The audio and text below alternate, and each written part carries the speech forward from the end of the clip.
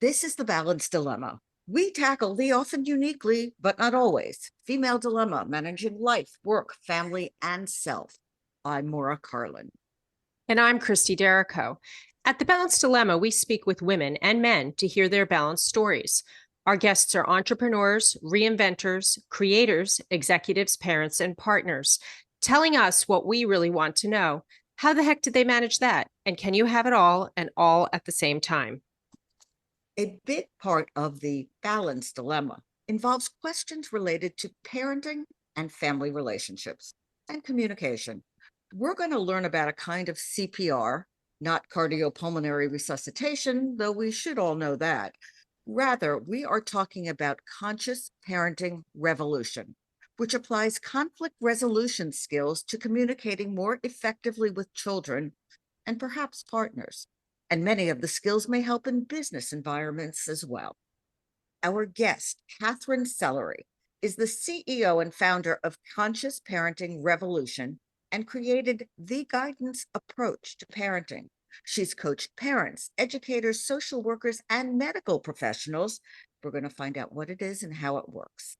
Katherine is a 3-time TEDx speaker and author of the best-selling book, 7 Strategies to Keep Your Relationship with Your Kids from Hitting the Boiling Point. She's a trained mediator with certifications in multiple trauma models, sits on the board of the International Association of Human Values, and ran her own commodities trading business in Hong Kong for 30 years. And if you're wondering where work-life balance fits in, one of her businesses is Balanced Work Life. Katherine, welcome to the Balanced Dilemma. Let's start with your personal story, including how you became a parenting expert. It's fair to say it wasn't planned. From a career beginning with a college education, attending law school, and then ending up owning your own commodities exchange business. Tell us about this path that you took. Thanks, Christy. It's so nice to be here. And I love talking about work-life balance because it's an ongoing subject. That's right. You know, you can have it one day and lose it the next. So it's a little bit like golf. Right? Yeah. Absolutely. Yeah. So yeah, I never started out thinking, oh, I really want to go into the field of parenting expertise. But when I started my family, my husband and I were both professionals working in Hong Kong, and we faced head on first, I would say, the lack of skill and training that we had, with both of us having, done a lot of schooling in our lives, recognizing that nobody had really prepared us for this whole family thing and how to interact with our children in ways that we were proud of or that resonated with our values. So we started looking for trainings, and, we did what a lot of people, I think, do when they find that they've got a gap, is we just started looking to figure out how to become as conscious and trained and feel as good about our parenting as possible. Because let's face it, it doesn't matter how capable and competent you are in your professional fields, that really doesn't equip you for parenting. Was there a specific incident that made the two of you go, wow, we need help on this? I can't remember. Our son was 2. So, there's always the terrible 2 thing that goes off in people's heads. And I think I look at it now sort of as the beginning of individuation. So the separation individuation stage, where they recognize that, hey, I'm not just a part of this. I actually have my own sovereign being, and I have my own mind and my own thoughts and my own ideas. And we were just looking at this human and each other going, wow, what do we do now? Like, we had no idea we had the other stuff, 1, 2, 3 magic, go to your room, rewards and punishments, all that stuff. And none of it felt right for us. Yeah. So it was really just that moment of not knowing how to address something, knowing something needed and was required of us in our role as mom, dad. However, what that was, we were at a loss. That really resonates with me, because when some of us are high achieving, we think that, oh, this is something I can just fix. I can learn this. I can read about it, and I'm going to be a pro, just like everything else, like passing the bar exam. Yeah. And the fact is, parenting is so much more than that, and not Yeah. something you could just out of a book. And it's organic, and you have this other person that has a very different agenda than you do. And they've got feelings, and so do you. And that's the thing I crack up all the time, because I run coaching programs, and often I'll have therapists and, people that you wouldn't think would come to a parenting training, and yet they're great with other people's kids. But when it comes to their own, and it's their feelings, and they're so invested, it's like they know nothing. So we So, get to just start over. so are you saying that parenting is not an inborn skill? It's something we all need to learn? Absolutely. I think that there is this mindset of, oh, it's just like breathing. We're just going to know what to do. And it couldn't be further from the truth. They're the most complex human relationships that we have. I think we can all reflect on our relationships with our own parents, siblings, and they may or may not have been navigated that well. And I believe that everybody who's in therapy is in therapy because of their family of origin, dysfunctional patterns that weren't addressed. And I talk about it as being just unconscious. Parents are, for the most part, well-intentioned. And really, they do want to have the best dynamics they possibly can. And you don't know what you don't know. And you don't recognize that, wow, this pattern that I'm in, I might have contributed to creating. I didn't know that, which also is empowering, because it means I can also contribute to creating a different one. So before we get to the parenting methods you have, tell us a little about your pivot though. Like what made you, we understand needing to learn more to parent effectively. And there's lots of literature and resources Yeah. for that, but you actually made a career pivot. What Hmm. led you to that? I started, my husband and I took a parenting course. We were in Hong Kong for 33 years. So most of my life is actually overseas. And as you mentioned, I was a commodities trader. So I'd studied Chinese. So I was really like living my dream. I was able to apply all of the things that I really had spent a lot of my life learning in practice. And so no, you wouldn't expect that I would become so enamored with a whole nother field that I kind of stayed in it, a hand in it, but my passion, the thing that gets me up in the morning, the thing that I loved, was being able to impact people's lives. Having come from, I would say, a very dysfunctional family, lots of love. Nobody ever questioned that everybody loved each other, but the way that the communication was handled was something that there was an echo. And I just never wanted that to happen in my family of origin. Did you always want to be a mother and have your own family? Not so much. I mean, it wasn't like I was one of those kids who was like, oh yeah, I'm going to grow up and get married. I was one of the kids who was like, I'm going to grow up and be president of the United States. I mean, that's where I'm going. And so then this time, it's the classic, you hit your 30s and you're like, oh God, maybe I should have a baby. And so then I did. I was 32 going on 33 when we had our son. And so an older mom, at that stage running my own firm. And I can remember we had a nanny who would bring Sam in. I'd nurse him. She'd take him for a walk, bring him back a few hours. So that's how I integrated him into my my trading practice. Were there any conscious decisions about how you and your husband would share responsibilities? I think that there weren't really, because I just happened to marry one of those people who is so considerate that he's really, I mean, he's highly evolved, call him a Renaissance man. He's the cook in the family. His mom was getting her PhD, his father, both doctors. And so he grew up like, if I want to eat well, I have to learn how to do it myself. And so he's a natural.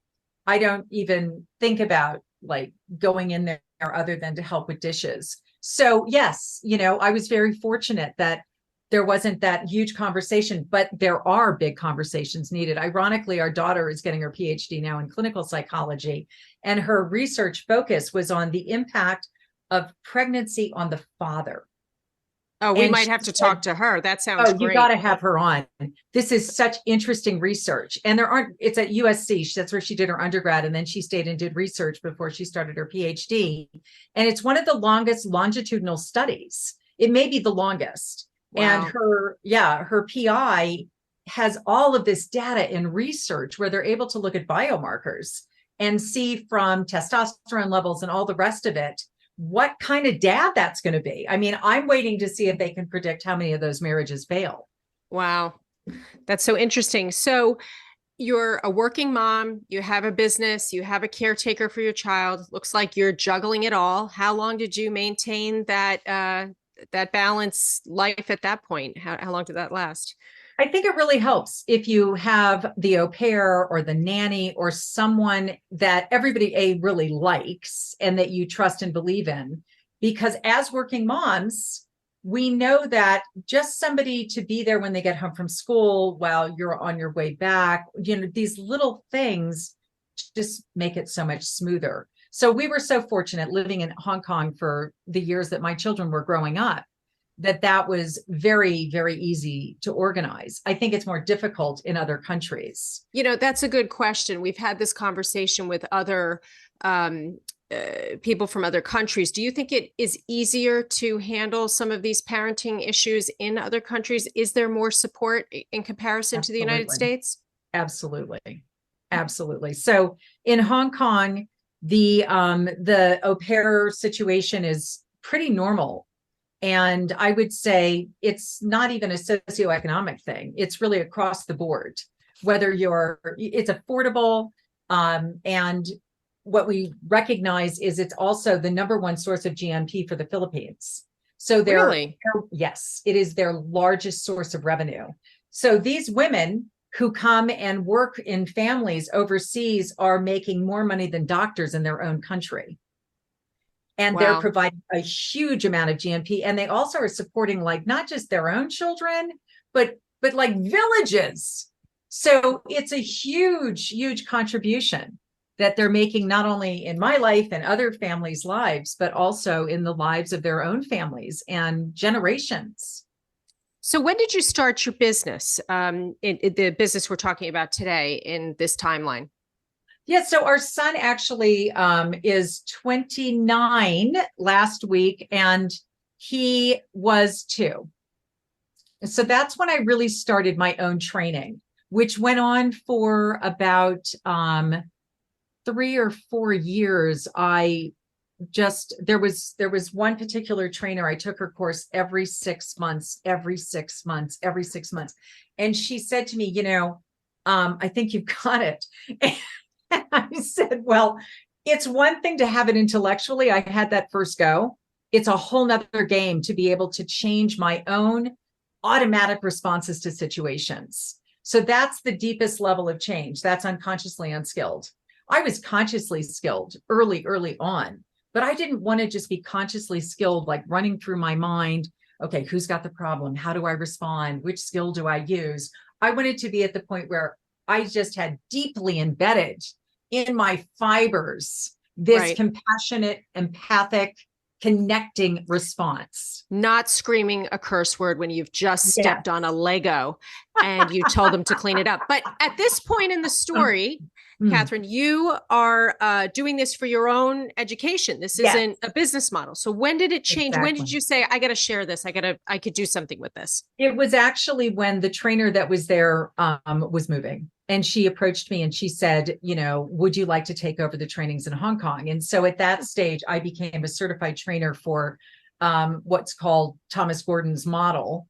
And I ran that program initially when she left town. And that was the beginning of me moving more and more out of the trading space. And at that stage, I'd had a little factory I'd built in Northern California or China, and I was kind of ran itself. So it was a really good pivot point for me.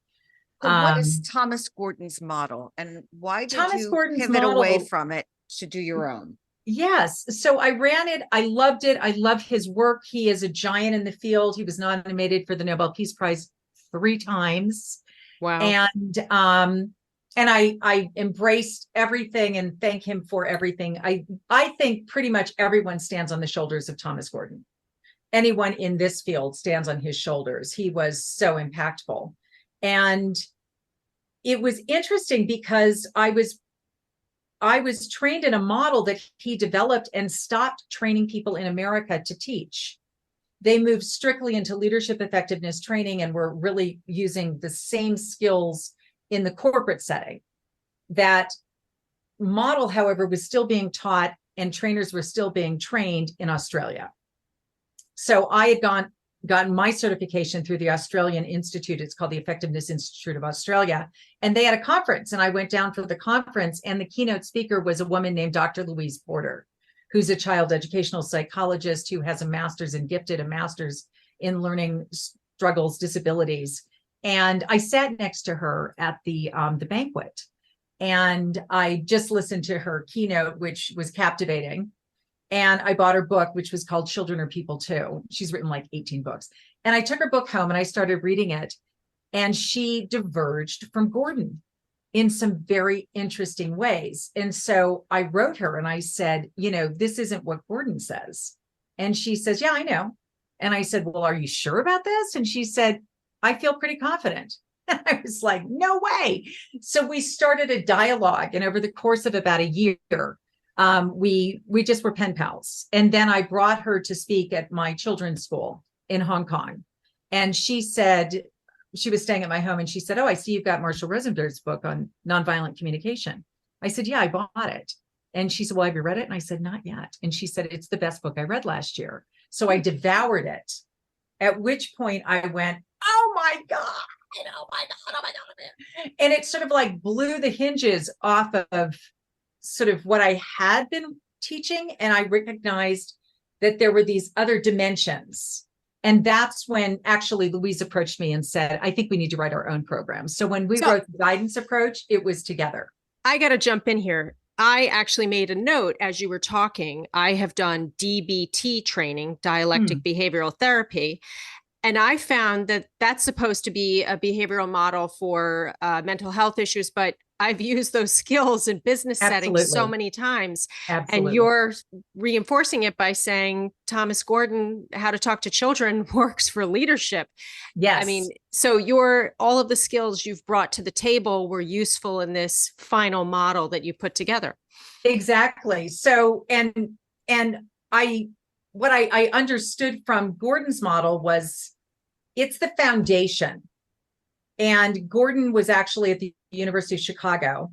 And when he was at the University of Chicago, he was also there with somebody named Eugene Gendland, who was kind of like the final piece for me. So when I was exposed to Gendland's work, I recognized that it's not just our external dialogue and communication, it's our internal dialogue and communication. And Rosenberg really works that internal conversation deeply.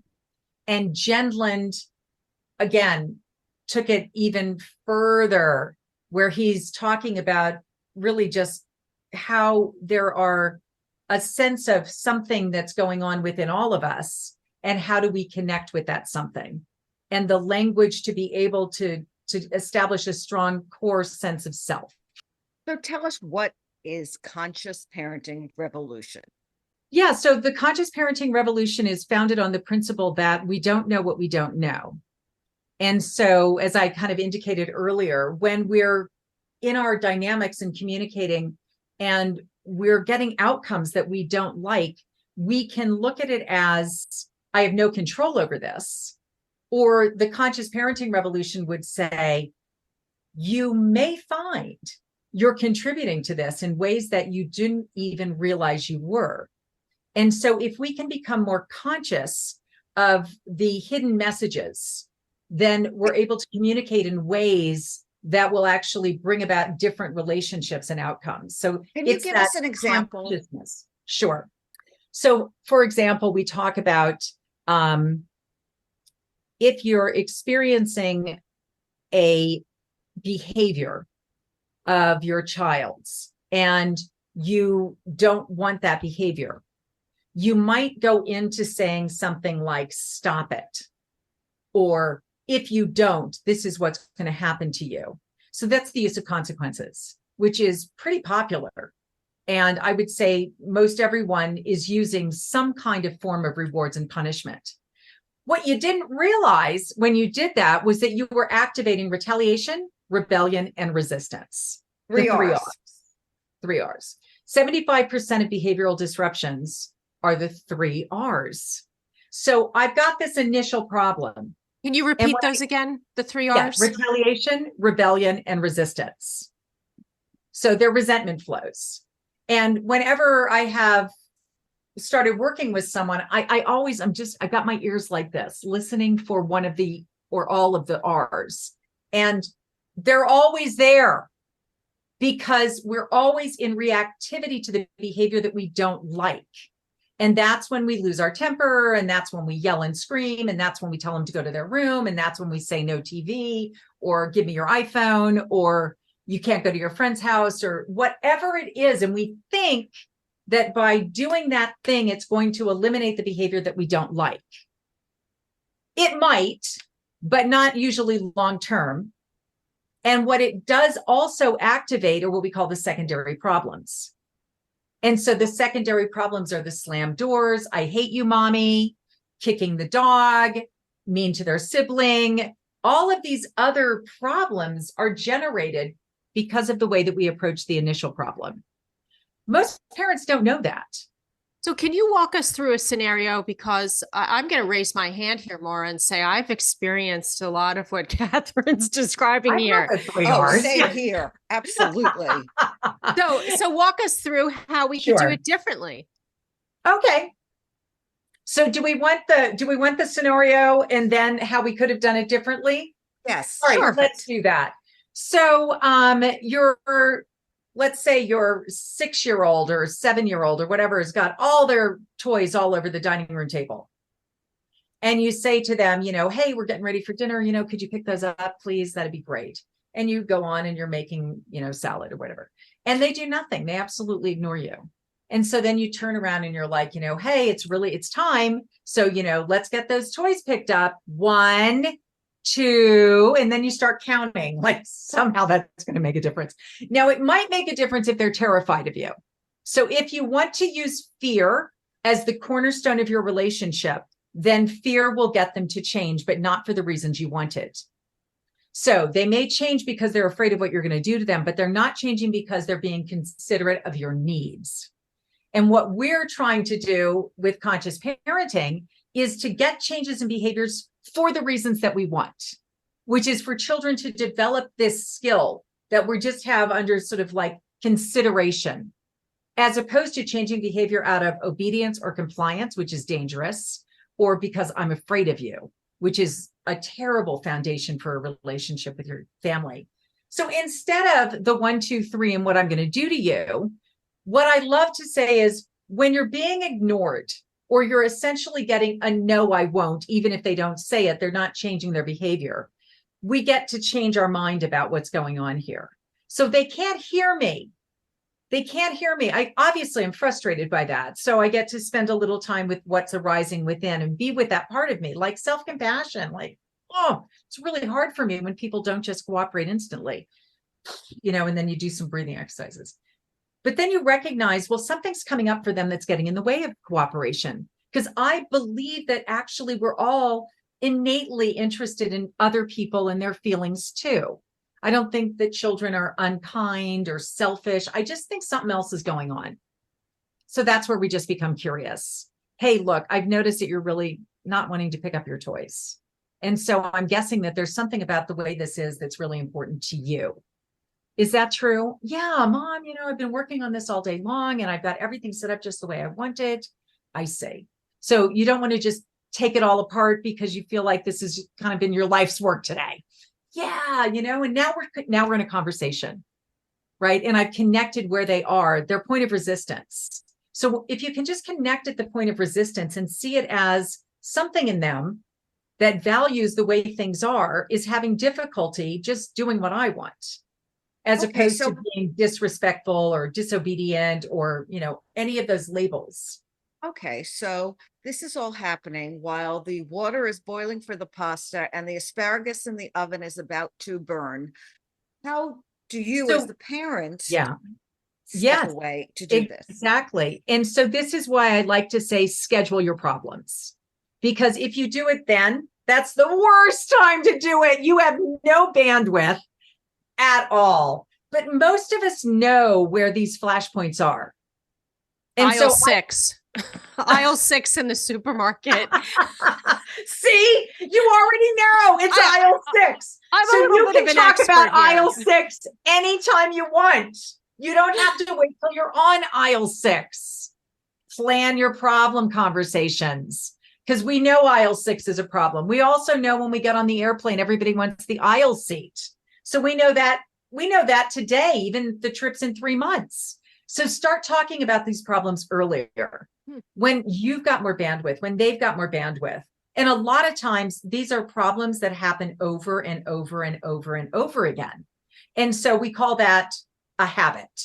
So when people have habituated behaviors that we find are difficult all the time, you can't assume that I can just say one message to you and that you'll change your behavior. We know we have to bring out the big guns, which is that we really have to sit down with like a pad of paper and a pen, and we need to sit in conversation about, there's this thing I've noticed that happens every morning when it's time for school is that you don't want to get out of bed. And then I lose my temper, and then you slam the door. And then when we finally, everybody goes their separate ways, we all feel really bad about each other. And I just don't want that to happen anymore. What do you think? And they'll probably say, I don't like mornings either, Mom. I think we should just try to figure out how to make them better. What do you think? Yeah, let's do that. All right, well, let's take it on. And then now you're in collaborative problem solving mode. And we know the person who has to change their behavior is the one who has to be involved in figuring out how to do that because they're in a habit. And if you want to change habits, if you ever read the book, The Power of Habit, we know it requires quite a bit of creating an atmosphere. And I believe in psychological safety. And if we What do want you to mean have by that? communication, we have to have psychological safety. What do you mean by that? So psychological safety in the workforce, psychological safety at home. Psychological safety is that I can make mistakes and not be afraid when I do that I'm going to have something taken away from me or that I'm going to be punished. So back to if we use rewards and punishments as our modality to discipline, we create an atmosphere in where kids are highly anxious, very afraid to screw up and make mistakes. And what we know from all the research, right? Because we're research driven, is that people perform the best, take the most risks when they feel like it's okay to screw up. So put up a great big sign in your house that says, if you haven't made a mistake today, you're not learning. Mistakes are welcome, right? Everybody, because it is not just an individual family, it's a societal issue. We are not allowed to be human, to have imperfections. And we're creating this atmosphere with our children where they become, I think we have an epidemic of highly anxious kids, by the way. Yeah, let's And I talk think a about that. lot of it has Yeah. to do with home. Is that not just because of COVID, which has Oh, gosh, certainly no. increased anxiety? So tell us Yes. about that. Yeah, it happened before COVID, but I think COVID was really interesting because what happened with COVID was that kids were able to stay home. For a lot of kids, that worked really well. And it worked really well because they had anxiety at school. And maybe they were coping with the anxiety, but when they experienced an atmosphere in which they weren't like, will I get invited to the birthday party? Will I not get invited? Will somebody sit with me at lunch? Will somebody not sit with me at lunch? Will I be alone on the playground? I mean, these are things that can really, really be raw and very hard on people's nervous systems. And so these little folks who were experiencing these kinds of things and just barely getting by, and maybe nobody even noticed and nobody was even talking about their struggles with them so that they didn't feel so alone in it. When they got to stay home, they were like, oh, this is much better. And then going back to school, I can't tell you the number of families who I got to work with where their kids were on strike. They're not going to go back. They were like, no, I won't. And I'm like, okay, well, then this is an opportunity for us to figure out all the things that weren't working and to start to work with those things in ways that never happened before, so that they can also, we want to empower our kids to know that they can make a difference. We want to empower our kids to know they're not victims, right? And a lot of kids, I think, fall into the somebody has power over me and makes me feel problem. And that's also one of, I would say, the cornerstones of the conscious parenting revolution, is to really deeply ingrain in all of us, nobody makes me feel. As long as I believe other people are making me feel good, other people are making me feel bad, then I'm always at someone else's mercy. And my happiness is too important to put in someone else's hands. And so this is crucial. So many light bulbs are going off. Maura and I have spoken before about styles of parenting: tiger mom, dolphin dad, snow plower, helicopter parents. How does that factor into your modality that you're advocating for? Well, when we were talking a minute ago about, like, what's the difference? What are some of the situations that are different with conscious parenting? Well, one of them would be the recognition that when you are helicopter parenting, there's also a hidden message in that. And the hidden message is that you're not capable and competent, and that I need to be here, because otherwise you won't be able to handle these situations on your own. And that's not a message anybody ever intends to communicate, but it is actually a message that's being communicated. And children begin to feel like, I need someone else to be able to manage this. I can't manage it myself. Is there a difference between mothers and fathers in this process? I know you've had, you've told us your husband's one of the best models out there, but how is there a different message for mothers than fathers in this program? Here's my experience. My experience is that either one can be playing the role. So you can have the helicopter mom and the dad who is not that way, or vice versa. So it's not really a gender issue. And oftentimes I do find, though, that one parent plays that role and one doesn't. And so I guess you could say there's a little bit of balance in that. But I think for us, another part of conscious parenting is to recognize, I'm afraid of water. So am I projecting onto my children that they need to be afraid of water? And so, rather than me being with that part of me that's afraid of water and developing a healthy relationship with that something in me, instead, I don't develop the relationship internally, and I just take it and I put it on my kids. And then before you know it, they also are afraid of water. So we need to be so good about stewarding our own worlds so that we don't inadvertently pass our own concerns and worries, because I had this bad thing happen, when I was 4 or whatever, onto them. And this I see across the board. So do you need in a 2-parent home, do you need the parents to be on the same page about conscious parenting? It helps, but rarely happens. So it helps, but rarely happens. Often most of my clients are women, right? It seems like women are the ones that are looking and more receptive. Having said that, I've had so many great men clients.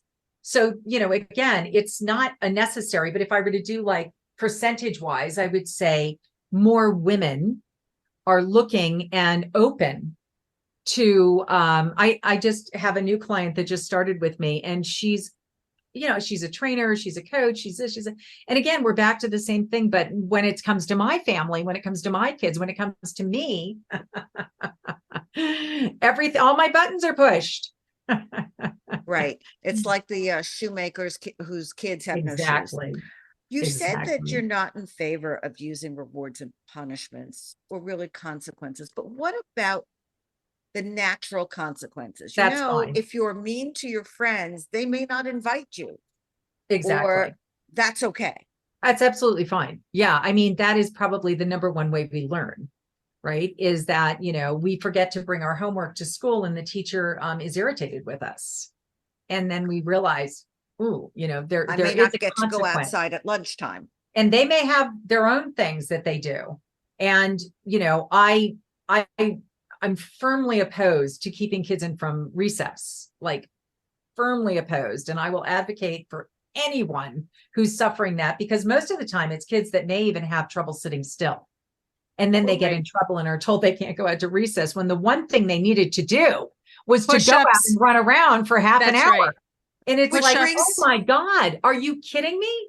This is not jumping jacks. okay. Yeah, Which exactly. brings me to kids with special needs. Does this work with them? Because it doesn't, Oh, it's not yeah. linear the same way you would expect with other kids. There Yes. are rage issues that stem from other things. There are medication issues. Yes. How do you make So it? I think this is, I'm going to say that when your primary interest is in connection and understanding someone else's perspective, then the kids that are feeling like you don't get me and that enrages them, you just don't have that problem here. Oftentimes we have parents who are not adept at listening. They think listening is getting the other person to do as they're told. And that's how I know they're listening, when that's really just obedience and compliance. And the person on the other side of that knows that if they don't do it, that, something valuable to them will be taken away. So they do it out of concern for what's going to happen to them. So inadvertently, parents are reinforcing focus on self, when what they really want is they want to get the child to focus on their impact that they're making on the people around them. But they're using a modality that's almost guaranteed not to create that level of consideration. It's a higher skill. But obedience and compliance, I can use that more easily. Parents use it because it's easier to implement, they think. But they have to use it over and over and over and over and over again, or they have to create so much fear and dependence that they have such a damaged relationship that the minute that child is old enough to fire their parent, they will. Right. And I'm sure this comes out when they're older and they've been repressed, and that obedience, Yeah. those wavelengths have been ingrained. Then they can say, well, I'm just not going to do that. And that's their opportunity to rebel. So it does, come out in the wash at Or some point. lie. Or Or lie. It does. Yeah. And that's lying as a coping mechanism. And so when parents say, but my son or daughter lied to me, and they want to make that the problem, that the child is lying. And if lying is simply coping with the fact that I can't reveal to you the truth, because if I do, it depends on the family. Maybe it's just that you take stuff away from me and lock me in my room for another week, or maybe it's worse. Maybe you hit me. So one concept we've discussed here, which I'm sure you're familiar with, is the concept of lead parent. And it's interesting you say most of your clients are women. So is this just another example of some task we have to take on as a lead parent to negotiate the behavior in the house? Why are we not able to share this more holistically and as a team? It's wonderful to do it as a team. And I find that sometimes people are afraid that they're going to be made to be wrong, or they're going to be made to be bad, or that this is somehow their fault and they're going to be blamed. So again, this is back to psychological safety. So this has happened over and over again, where the mom will be the one who reaches out and joins the training. And slowly the husband will get more and more involved. And the husband gets more and more involved because it's all under this cloak of no fault, no blame, no guilt, no shame, no fault, no blame, no guilt, no shame. We just have to recognize that we were under a spell. We were just kind of unconsciously moving through a parenting journey based on some kind of transgenerational imprinting that more often than not is laced with traumatic experiences of our own, which is why our kids trigger us so much, because when we acted that way, we were put in our room or things happened to us. And now they're doing that thing that was so dangerous that got us in so much trouble. We have to suppress it. So this is where the consciousness of, oh, wow, I see where this is coming from in me. And oh my God, I'm so glad I'm aware of it, so I don't do the thing that they did to me, to you. And so as men more often are listening and they begin to go, well, that makes sense. Oh, that makes sense. Then they get in the room and I can, they might start like right over here on the edge, and you can barely see there's a human, and then a little bit more, until I might even say, is that wrong? How can we use this conscious parenting technique to improve work-life balance? Definitely. So this is the guidance approach to parenting, which is really it's a connection-based approach to conflict resolution, which is why, in the leadership space, a really good leader isn't one that just barks orders and commands people to do as they're told. However, I think there's still a lot of leaders who lead that way. I'm the boss. This is what I told you to do. You need to do it. And there are people in those circumstances where, within themselves, they're like, well, we use a needs-based paradigm. So many of my needs are met through this work that I can't leave it because then I'm not sure how I'm going to meet those needs. And those are usually our, safety and survival needs. So how do I be with this person in a way that I don't feel quite so abused? And so this is where the assertiveness comes in. And maybe just teaching people to say, I can see this is really important to you. And that you would really like me to, do la, la, la. I'm having trouble with that right now because of blah, blah, blah. What do you think about? And empowering, really, the person will have more skills than the so-called leader. And let's hope they get reflexive. This has been quite an interesting talk. I have to ask you one question, though. It sounds like you've had careers in different fields. And one thing we ask all of our guests, can you have it all and all at the same time? Do you think that's possible? Or did you think you needed to be in a different space to try out this new parenting phenomenon that has become your new career?